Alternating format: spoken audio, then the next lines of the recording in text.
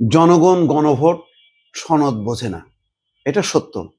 জনগণকে যদি বলা হয় যে আচ্ছা জুলাই সনদটা কি কি কি দাবি আর তার ভিত্তিতে কিসের গণভোট হবে, তারা কিন্তু অ্যান্সার করতে পারবে না। তবে নির্বাচনটা বোঝে, এটা সত্য।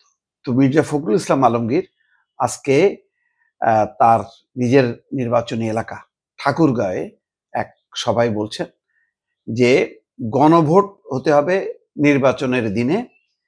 গণভোট সনদ কি আমরা বুঝি? জনগণ গণভোট সনদ বোঝে না, সব সংস্কারে রাজি আছি, আর সেটা সংসদে গিয়ে সেই সব সংস্কার পাশ হবে। এই হচ্ছে মির্জা ফখরুল ইসলাম আলমগীরের বক্তব্য। দেশে যত সংকট দেখছেন সব তৈরি করা নাটক।